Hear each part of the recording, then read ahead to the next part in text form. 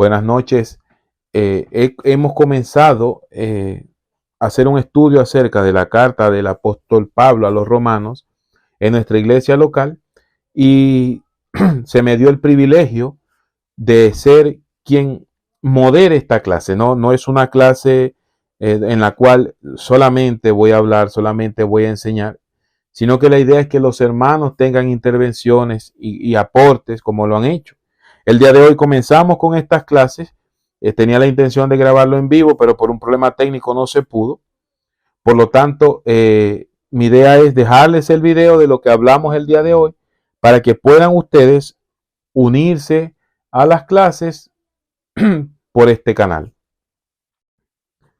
Haciendo un resumen, hicimos un repaso histórico de lo que es la carta a los romanos, entendiendo un poco el contexto y la sociedad en la cual vivían aquellos hermanos.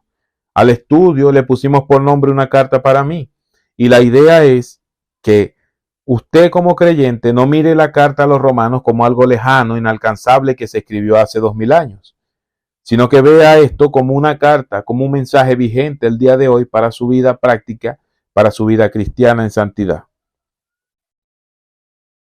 La carta de Pablo a los romanos se cree que se escribió entre el año 67 y en el 69 y fue obviamente enviada por el apóstol Pablo con la intención de fortalecer a los creyentes en Roma, tanto en doctrina como en conducta, porque él tenía planes de llevar el evangelio hasta España, hasta lo que era la península ibérica o Hispania para los romanos, y tener como base misionera la capital del imperio, que si vemos un mapa quedaba en la mitad del trayecto.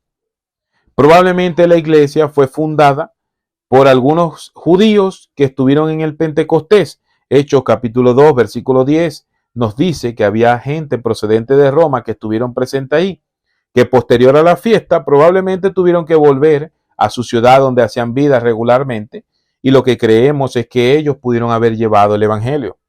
Otra posibilidad también es que la iglesia de Antioquía de Siria, que tenía evidentemente un celo misionero, en Hechos capítulo 13, versículo 1 lo podemos leer, hubiese alcanzado entre los gentiles algún romano que posteriormente se dedicó a llevar el evangelio. Incluso algunos estudiosos creen que no fue o que no es tan descabellado pensar que esta iglesia tan misionera había enviado a algún hermano a predicar el evangelio en aquella zona. Por lo tanto, el mensaje práctico acá, con el que comenzamos ya de una vez a estudiar el libro, es que no es necesario una autoridad apostólica, o no era necesario en el momento una autoridad apostólica para predicar el evangelio. Sabemos que en el plan perfecto de Dios estuvieron los apóstoles quienes establecieron el pensamiento doctrinal que hasta hoy guardamos, como dice la Escritura, guardar la doctrina de los apóstoles, y que fueron hombres ciertamente llenos de gracia por el Señor, objetos del amor de Dios, quienes impulsaron el evangelio en los primeros años, pero que creyentes también comunes como usted y como yo podían ir y hacer la obra misionera. Lo vemos también en la carta a los Colosenses, en el capítulo 1, versículo 7, donde Epafras probablemente haya sido quien fundó esa iglesia. Por lo tanto, mi hermano, por lo tanto, mi hermana, no se quede atrás en el trabajo misionero. Es un trabajo de todos, es un mandamiento que debemos cumplir, ir y llevar el evangelio y hacer discípulos en todos los lugares. Ahora, algo que realmente siempre ocurre cuando tratamos de hablar acerca de la iglesia primitiva es que algunas personas creen que la iglesia primitiva tenía un contexto social mucho más sano, mucho más moral que el que tenemos ahora mismo, o por lo menos creen que tenían un contexto diferente al contexto nuestro del día de hoy. Permítame darle algunos argumentos por lo cual yo creo que el contexto en el que ellos vivían en la ciudad de Roma era igual, si no peor que el de nosotros. En el siglo I antes de Cristo, en la ciudad de Roma vivían 1 millón de habitantes, entre ricos, pobres, esclavos, ex esclavos, libres y extranjeros. Las noches en Roma distaban mucho de ser silenciosas. Ello se debía en buena parte a que la ley ordenada por Julio César, que prohibía terminantemente la circulación de carros con mercancías desde el día desde el alba hasta el anochecer. Había una ley en Roma en los tiempos de Julio César que prohibía que carruajes transitaran por las calles de la ciudad durante el día por el congestionamiento que existía.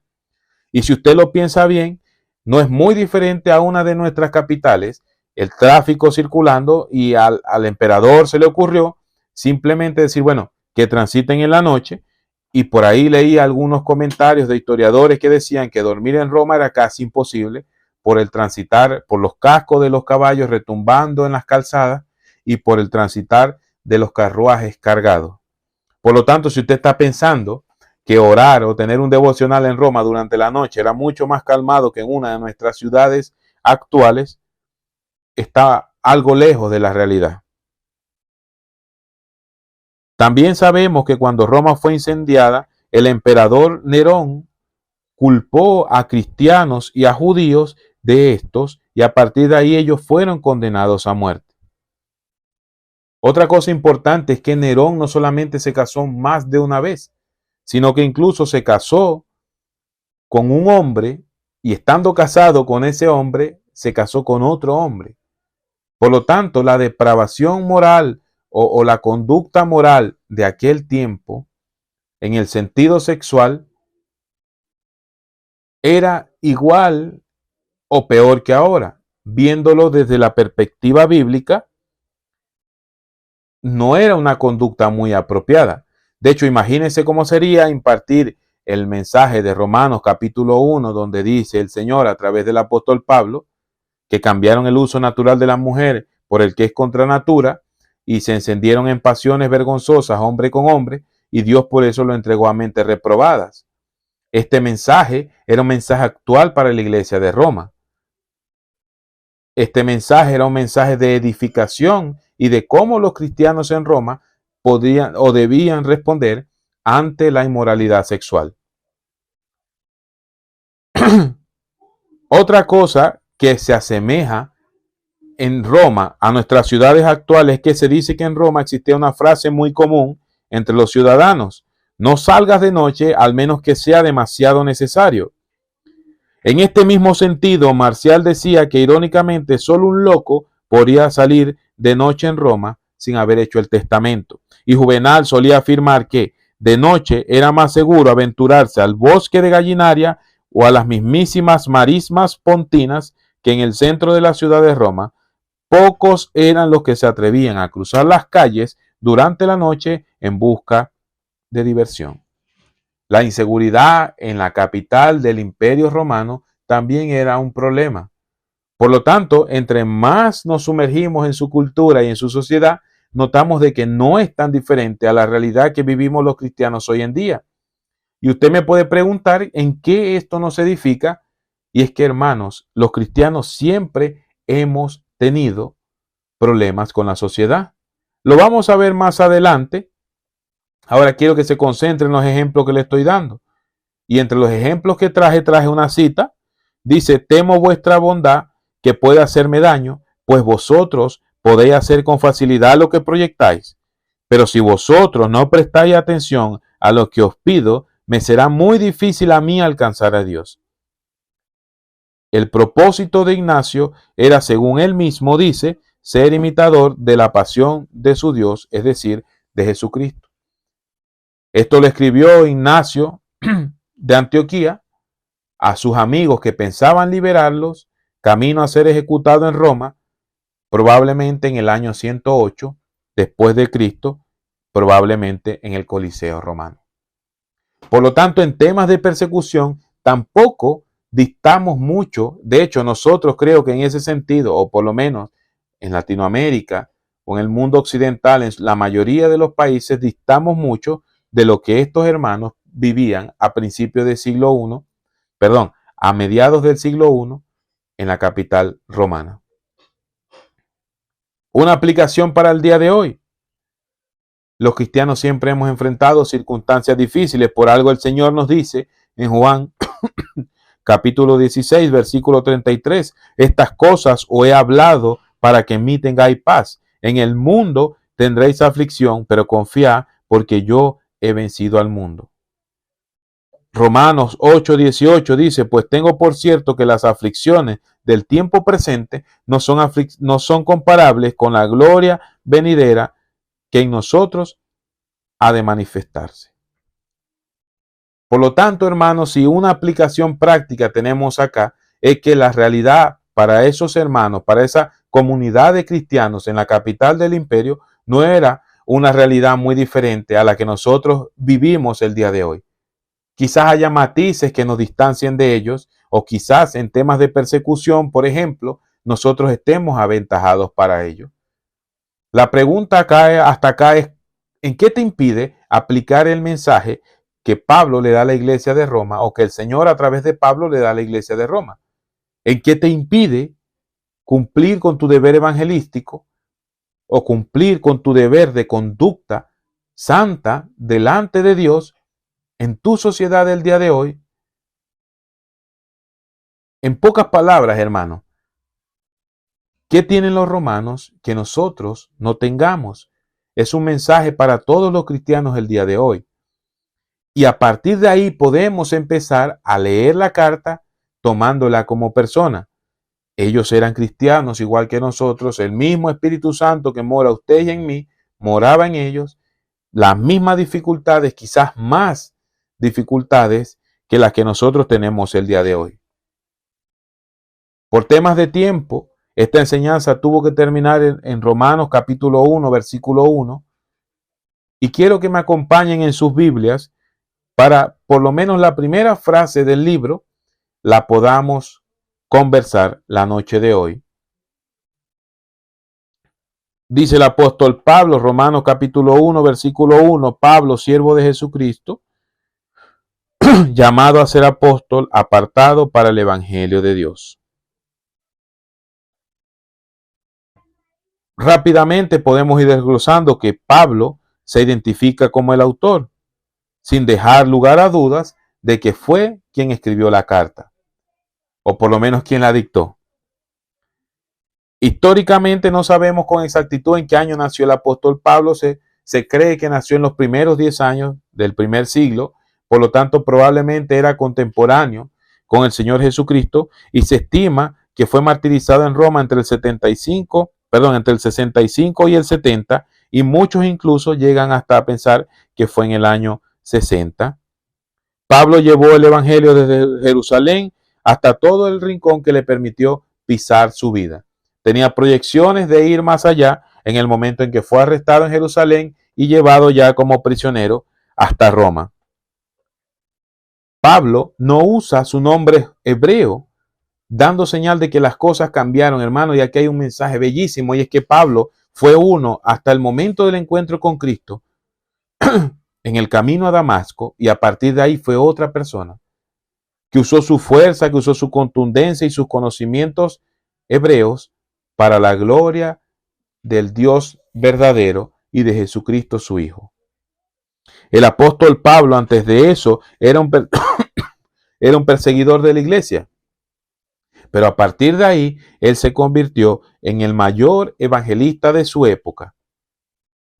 Y es un mensaje que nos deja a nosotros impactados y que debemos tener práctico en nuestras vidas. Ahora, este mensaje se lo dejo a quienes tuvieron una vida pasada y en cierto momento de su vida aceptaron a Cristo y empezaron a vivir la nueva vida bajo los parámetros del Señor.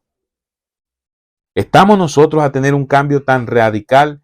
¿Estamos dispuestos a tener un cambio tan radical en nuestras vidas como fue el apóstol Pablo, que incluso el nombre, él se presentaba con su nombre gentil, no como Saulo, y llegó a decirnos que todo lo que había aprendido lo tenía por basura, lo tenía por desecho, porque él solo se gloriaba en el triunfo de Cristo. El ejemplo de vida que Pablo dio después de su conversión es admirable y digno de imitar. Ahora, si usted, digamos, nació en un hogar cristiano y toda la vida ha llevado una vida conforme a la palabra de Dios, yo le felicito y le invito a que siga adelante con esa vida. Y que cada cierto tiempo nos examinemos y digamos, ¿estamos viviendo un evangelio radical. Estamos siendo testigos, estamos siendo luz y sal donde nos encontramos. Él continúa diciendo, Pablo, siervo de Jesucristo. La palabra griega usada para acá es doulos. La palabra usada acá, la palabra griega es literalmente esclavitud. Es una derivación de la palabra cadena. Ahora, Pablo aquí no nos dice si él es esclavo voluntario o involuntariamente. Pero él se goza en eso, se enorgullece de esto. Y como el texto aquí no me refiere que él es esclavo porque Cristo lo hizo esclavo, es esclavo porque él se considera esclavo, yo no voy a profundizar allí, pero sí quiero que entendamos que él se gloria en eso, se regocija en eso y él se siente orgulloso de ser un esclavo de Jesús y de dedicar su vida, de abnegarse a sí mismo, y es la manera en que debemos vivir nosotros. Ahora, cuando él habla de Jesucristo, esta combinación de nombres es real, es magnífica, porque él nombra a Jesús, es la persona, aquel hombre judío de 33 años que fue crucificado en Jerusalén, que nació de una madre que iba creciendo en sabiduría y en tamaño, como dice la Escritura, pero que a su vez era el Cristo, era el Mesías ungido de Dios. Pablo nos hace la afirmación. ¿Y por qué le digo esto? Porque la palabra Jesucristo es una palabra que usamos muy comúnmente y yo creo que hemos perdido la esencia. Pero cuando nosotros hacemos referencia a Jesucristo, estamos reconociendo que en ese hombre, en ese humano que vivió en el principio del siglo I en la Palestina romana, se encontraba 100% la divinidad. Eso estamos diciendo cuando nombramos a Jesucristo. El primer nombre, Jesús, que es el nombre griego que significa Jesús, era el nombre terrenal de Cristo. Pero la palabra Cristo le da el significado divino al nombre. Y Pablo no separa entre uno y el otro. Llamado a ser apóstol, apartado para el evangelio. Como les dije al principio, desde aquel día en el camino a Damasco, Pablo entendió su misión, que fue ser apartado para ser un apóstol de Jesucristo. Hoy en día encontramos muchos apóstoles, pero que no viven como el apóstol Pablo. Yo pensaba cuando hacía este estudio, decía, bueno, si los apóstoles de hoy en día quieren ser apóstoles, pero van a vivir como el apóstol Pablo, van a vivir para la obra, como dice el apóstol Pablo, sin ser gravoso hacia ustedes, sería una bendición. Sabemos, creemos fielmente que los apóstoles fueron ellos, hasta Pablo, y no ha habido más. Eso lo creemos, estamos seguros de eso. Pero si un hombre me dice, yo quiero ser apóstol, voy a comportarme como el apóstol Pablo, voy a recorrer toda mi región fundando iglesias, no voy a ser gravoso a esas iglesias, no voy a sacarle dinero a esas iglesias, voy a predicar el evangelio, a sembrar doctrina, yo no vería problema. Más allá de que él tendrá que enfrentar con el Señor el autoproclamarse un título que no le corresponde. Pero fuera de esto, no quieren vivir como vivía el apóstol Pablo. Y esto es apartado para el evangelio de Dios. La palabra evangelio de Dios. Son las buenas noticias, hermano. Esto lo sabemos teóricamente. Pero usted entiende que antes de que se nos predicara el evangelio, nosotros estábamos muertos en delitos y pecados, como dice Efesios capítulo 2. Y que la buena noticia que se nos dio es que Cristo había muerto en la cruz del Calvario, que había resucitado al tercer día, que estaba sentado a la diestra, que está sentado a la diestra del Padre, y que es Él quien nos llama de muerte a vida eterna para anunciar las virtudes de aquel que nos llamó de las tinieblas a la luz admirable, dice la Escritura. Por tanto, esas son las buenas noticias, eso es el evangelio. Y Pablo entendía que desde que fue llamado en el camino a Damasco, el único propósito en su vida era darle las buenas nuevas de salvación a todo el mundo. Ahora, lo que quiero dejar en nuestra mente dando vueltas es que si vivimos nosotros como el apóstol Pablo, Nosotros nos debemos exclusivamente a nuestro ministerio. Nos debemos nosotros exclusivamente a Dios. ¿Hay alguna diferencia entre la vida pasada y nuestra vida nueva? Les comentaba a los hermanos hace un momento, vivimos más allá de la moralidad. Cuando yo te digo, vives tú como un cristiano, no te estoy preguntando, hombre, si le eres fiel a tu esposa, si la tratas con amor, si no eres áspero con ella. Eso está ahí, eso debe hacerlo. Yo no debo felicitar a un hermano que me dice, hermano, llevo un mes sin mentir. Es nuestro deber comportarnos de acuerdo al llamamiento que se nos dio. Si a mí una hermana me dice, hermano, yo le soy fiel a mi esposo, yo no digo mentiras, yo cumplo con mi trabajo. Es como cuando un empleado llega a la hora al trabajo y dice, deben felicitarme porque estoy llegando a la hora. No, ese es tu trabajo. Nuestro trabajo es vivir de acuerdo a los parámetros de Dios. Ese es nuestro trabajo. Ahora, vamos más allá.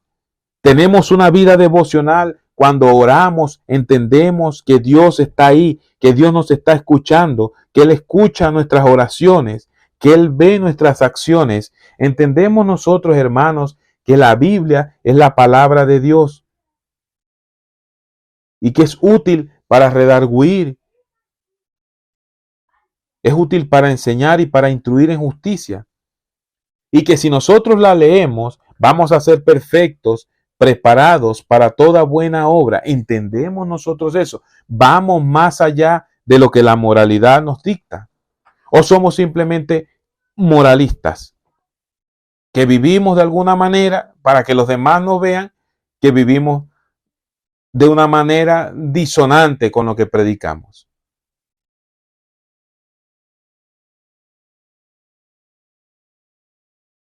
Algún teólogo famoso dijo una vez, si la Biblia no lo manda, yo no lo hago. Eso es vivir conforme a las Escrituras.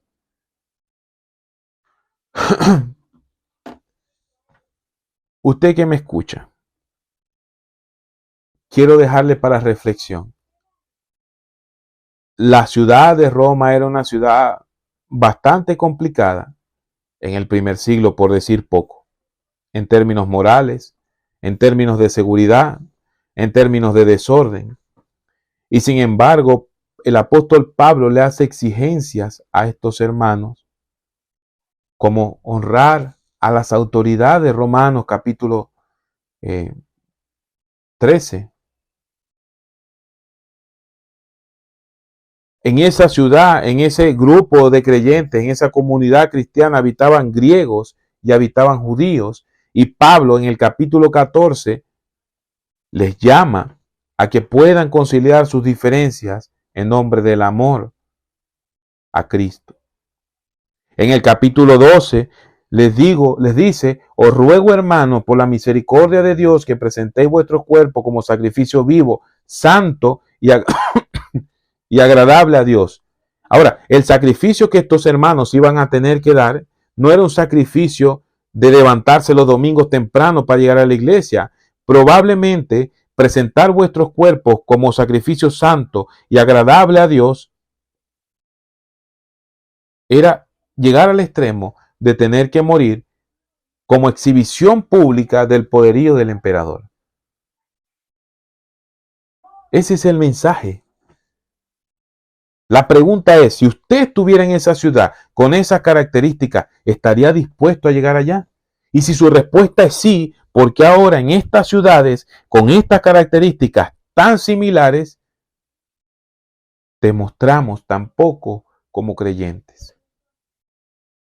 Espero que en la siguiente sesión se quede con nosotros y podamos seguir avanzando en el estudio de la carta a los romanos. No sé si lleguemos muy lejos, no sé si logremos alcanzar a cubrir muchos capítulos, pero la idea es que vayamos poco a poco avanzando y entendiendo lo que el Señor le dijo a los hermanos en Roma en aquel momento. Y si dentro de ese mensaje usted encuentra que hay algo que usted debe empezar a hacer, si dentro de ese mensaje usted encuentra que hay algo que debe dejar de hacer definitivamente, usted lo haga. Que el Señor lo guarde, que el Señor los proteja y que el Señor haga resplandecer su rostro sobre ustedes. Muchas gracias.